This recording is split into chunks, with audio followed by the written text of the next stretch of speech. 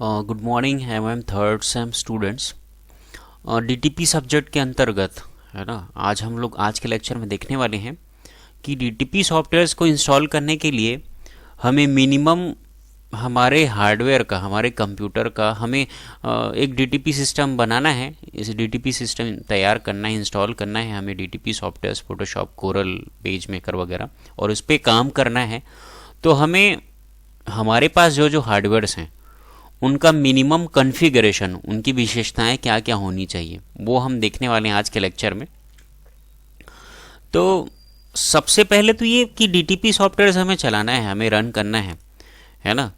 तो सबसे पहले जो चलाने वाला व्यक्ति है, जिसको डीटीपी में वर्क करना है, उसकी क्या उसमें कौन कौन से गुण होने चाहिए, उनके कौन कौन से विशेषताएं होनी चाहिए। तो डीटीपी में हमें काम करना है तो उससे पहले हमें क्या क्या नॉलेज होना चाहिए, हमारे अंदर क्या क्या काबिलियत होनी चाहिए, विशेषताएं होनी चाहिए, वो देखते हैं। User requirements.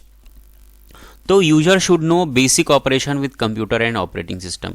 तो नॉर्मली जिसको डीटीपी पे वर्क करना है उस यूज़र को कंप्यूटर चलाना आना चाहिए, है ना। नॉर्मली किसी ऑपरेटिंग सिस्टम में काम करना चाहिए। जैसे मेरे पास विंडोज़ 7 है तो इसमें मुझे विंडोज 7 और कंप्यूटर में काम करने का नॉलेज होना चाहिए, ठीक है। तो ये पहला रिक्वायरमेंट है यूज़र का। User should know to work on MS office. User को ना एमएस ऑफिस में, एमएस वर्ड में, पावर पॉइंट में, एक्सेल, ये सब में काम करना आना चाहिए। User should know better typing करना आना चाहिए speedily. User should know the simple basic concept of cut copy paste. जैसे वर्ड में हमें कट कॉपी पेस्ट करते हैं तो वो यूज़र को आना चाहिए। तो ये यूज़र में क्या क्या रिक्वायरमेंट होना चाहिए, उसमें कौन कौन से गुण होने चाहिए, ये था। अब देखते हैं कि डीटीपी सॉफ्टवेयर को इंस्टॉल करने के लिए क्या क्या हार्डवेयर्स हमें रिक्वायर्ड होते हैं मिनिमम, और उसके कौन कौन से फीचर और उनके कौन कौन से कॉन्फ़िगरेशंस होने चाहिए, वो देखते हैं। तो मॉनिटर, तो भाई हमें हाई रिजोल्यूशन 19 इंच मॉनिटर चाहिए। हालांकि 12-13 इंच का भी मॉनिटर आता है, लेकिन चूंकि हमें ना एक किसी डॉक्यूमेंट को, किसी डिज़ाइन हमें बनाना है तो बढ़िया हमारे पास थोड़ा ब्रॉड और थोड़ा चौड़ा मॉनिटर होगा, और भी हाई रिजोल्यूशन का होगा, एचडी मॉनिटर। तो उसमें हम बेटर वे में चीज़ों को देख सकते हैं और बेटर वे में उनकी प्लेसिंग कर सकते हैं, डिज़ाइनिंग कर सकते हैं। तो हाई रिजोल्यूशन 19 इंच मॉनिटर चाहिए। और when doing desktop publishing and design work, laying out pages on most standard 12 and 13 inch screens can be tiring and difficult. देखो 12 से 13 इंच मॉनिटर में भी हम काम कर सकते हैं, लेकिन वो थोड़ा हमें काम करने में टायर्डनेस फील होगा और उसमें डिफ़िकल्टी आती है। तो हमें सबसे पहला हार्डवेयर चाहिए भाई 19 इंच, है ना, हाई रिजोल्यूशन मॉनिटर। तो ये पहला हार्डवेयर और उसका स्पेसिफिकेशन। दूसरा, पॉइंटिंग डिवाइस। पॉइंटिंग डिवाइस क्या होते हैं? जैसे कि माउस, हम क्या करते हैं, किसी चीज़ को पॉइंट करते हैं, उससे ऑप्शंस को सेलेक्ट करते हैं, तो हमें पॉइंटिंग डिवाइस माउस चाहिए। या तो फिर माउस नहीं है तो ऐसे ट्रैक बॉल चाहिए। अगर ये पॉइंटिंग डिवाइस हमारे पास नहीं है तो monitor should have touch screen features to design the document. तो डॉक्यूमेंट को डिज़ाइन करने के लिए अगर माउस नहीं है, हमारे पास ट्रैक बॉल नहीं है, तो जो मॉनिटर है वो टच स्क्रीन टेक्नोलॉजी वाला होना चाहिए। ये दूसरा हार्डवेयर और उसका स्पेसिफिकेशन। तीसरा, प्रिंटर। तो देखो डीटीपी वर्क करना है तो हमारे पास ये प्रिंटर का होना अति आवश्यक है, क्योंकि एट दी एंड हमें बड़े अच्छे क्वालिटी में, हाई क्वालिटी वाले डॉक्यूमेंट्स का प्रिंटिंग करना होता है एट दी एंड, है ना। डीटीपी का फाइनल जो हमारा एम होता है वो प्रिंटिंग ही होता है, पब्लिकेशन ही होता है।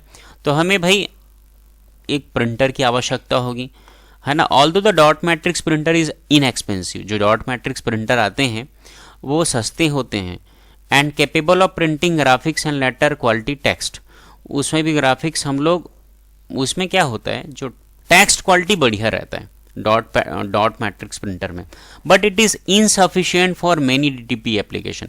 लेकिन सारे ही एप्लीकेशंस के लिए डॉट मैट्रिक्स प्रिंटर, भाई इमेज चाहिए हमको हाई क्वालिटी वाला, तो डॉट मैट्रिक्स प्रिंटर में हम नहीं निकाल सकते। तो उसके लिए क्या चाहिए? A laser printer is the better choice when it comes to preparing quality text and graphics. तो हमें अगर अच्छा क्वालिटी का टेक्स्ट और उसके साथ ग्राफिक्स चाहिए तो हमें लेज़र प्रिंटर की आवश्यकता होगी। तो ये अगला हार्डवेयर हमें ज़रूरत रहेगा भाई डीटीपी पे वर्क करने के लिए। अगला है हम जिस कंप्यूटर पे वर्क करते हैं, है ना, तो उसका सीपीयू का क्या कॉन्फ़िगरेशन हो चाहिए। उसमें जो प्रोसेसर डला होता है, ये देखिए, है ना, ये है सीपीयू चिप। तो हम बोलते हैं ना, ये मॉनिटर है, ये सीपीयू है, तो हमारे सामने जो होता है ना, वो सीपीयू का कैबिनेट होता है भाई। उसके अंदर में ये चिप डला रहता है, माइक्रो प्रोसेसर या प्रोसेसर जिसको बोलते हैं। तो ये प्रोसेसर क्या होना चाहिए, तो वैसे तो मिनिमम आपको 16 बिट 486 माइक्रो प्रोसेसर की आवश्यकता होती है ना, जिसमें आप उतने अच्छे से तो काम नहीं कर सकते हो, लेकिन हाँ, तो मिनिमम हमें क्या चाहिए, 16 बिट का 486 माइक्रो प्रोसेसर चाहिए। लेकिन अगर हमें बहुत ही बढ़िया थोड़ा प्रोफेशनल वे में काम करना है तो आज के डेट में i3 इंटेल का प्रोसेसर आता है, इंटेल का i5 प्रोसेसर आता है, इंटेल का कोर i7, कोर i9। तो ये ऐसे प्रोसेसर्स हैं जिसमें हमें बेटर वे में और विथ इफिशिएंसी और विथ हाई क्वालिटी हम लोग डीटीपी वर्क ऑपरेशन कर सकते हैं। तो ये तो था प्रोसेसर और उसका कॉन्फ़िगरेशन। अगला देखते हैं रैम। तो भाई मिनिमम 2 GB रैम तो चाहिए ही चाहिए, लेकिन हमें अगर और बेटर वे में चाहिए, अच्छा प्रोडक्टिविटी के साथ में, तो 4 GB, 6 GB, 8 GB RAM use कर सकते हैं। और रैम क्या होता है हमें पता ही है ना। जैसे कि थोड़ा सीपीयू के बारे में बता देता हूँ भाई। सीपीयू को बोलते हैं कंप्यूटर का ब्रेन। इसका अर्थ ये है, तो ये पूरा है ना, ये सीपीयू का ब्रेन है ना, और ये ही सारे टास्क को करता है, यूज़र के कमांड को एक्सेप्ट करता है और सारे हार्डवेयर को ऑर्डर्स देता है। तो प्रोसेसिंग का पूरा काम सीपीयू का होता है, ठीक है। वैसे ही ये जो रैम होता है, इसको क्या बोलते हैं, कंप्यूटर का टेम्पररी मेमोरी बोलते हैं। इसका अर्थ ये है कि जैसे कि है ना, और एक हार्ड डिस्क होता है। अगला मैं हार्ड डिस्क की बताने वाला हूँ। तो भाई जितना ज़्यादा आपका रैम होगा, है ना, और जितना ज़्यादा आपका सीपीयू का क्वालिटी होगा, उतना ही ज़्यादा हम इफ़िशेंटली काम कर सकते हैं। तो 2 GB रैम सफिशेंट है, लेकिन बड़ा अच्छा परफॉर्मेंस के लिए हमें 4 GB, 6 GB, 8 GB रैम हमारे कंप्यूटर में चाहिए ही चाहिए डीटीपी पे वर्क करने के लिए। अगला चीज़ देखते हैं हार्ड डिस्क। तो भाई ये हार्ड डिस्क क्या होता है, जैसे कि हम लोग कोई फाइल बनाए हैं, फाइल बना रहे हैं, तो जैसे ही उसको सेव करते हैं तो हार्ड डिस्क में जाकर के, सेकेंडरी मेमोरी में जाकर के वो परमानेंटली स्टोर होता है। और रैम में क्या है, जब हम लोग डिज़ाइन कर रहे हैं किसी फाइल को, तो वो डिज़ाइनिंग टाइम में कहाँ रहता है, रैम में रहता है। जब तक हम लोग उसमें ऑपरेशन करते रहते हैं तब तक रैम में होता है, और जैसे ही उसको हम लोग सेव करते हैं वो हार्ड डिस्क में आ जाता है। तो आज के मार्केट में देखोगे ना, 2 टाइप का, ये ट्रेडिशनल है, पुराने ज़माने के हार्ड डिस्क, ये SSD हार्ड डिस्क है, ठीक है। तो SSD हार्ड डिस्क बहुत ज़्यादा फास्ट होता है ना। अगर फाइल को, मैं किसी फाइल को ओपन कर रहा हूँ तो इसमें फास्टली ओपन होगा। तो हमें तो भाई अगर अच्छा इफ़िशिएंट और अच्छा स्पीड के साथ वर्क करना है तो हम SSD हार्ड डिस्क वाला सिस्टम ही लें आज के डेट में। बाकी आपको 500 GB मिनिमम हार्ड डिस्क होना ही चाहिए for better performance. SSD minimum 1 GB वाला SSD हार्ड डिस्क आप ले सकते हैं। ये तो हुआ हार्ड डिस्क के बारे में।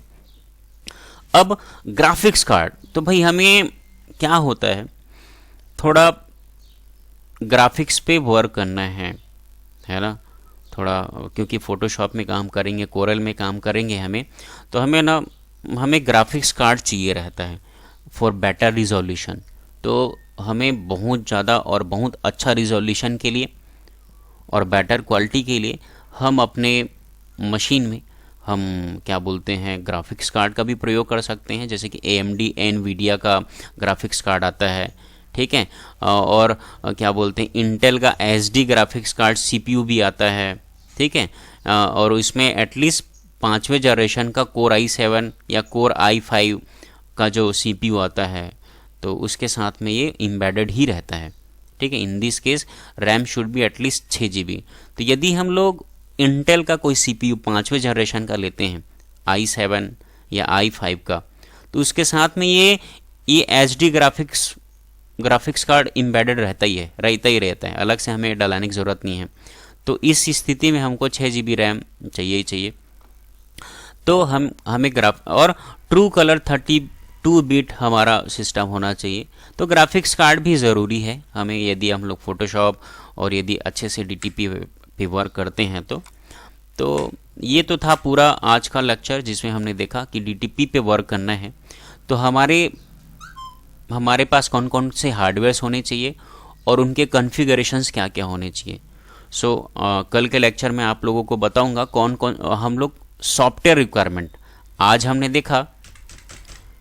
देखा यदि हमें डीटीपी इंस्टॉल करना है या डीटीपी पे वर्क करना है तो हार्डवेयर रिक्वायरमेंट क्या क्या होना चाहिए, कौन कौन से हार्डवेयर चाहिए और उनका कॉन्फ़िगरेशन, उनका फीचर क्या क्या होना चाहिए, है ना। यूज़र, है ना, मैंने ये भी बताया कि यूज़र जो डीटीपी पे वर्क करेगा तो डीटीपी सीखना चाहता है वो, तो उसके पास क्या क्या स्किल होना चाहिए।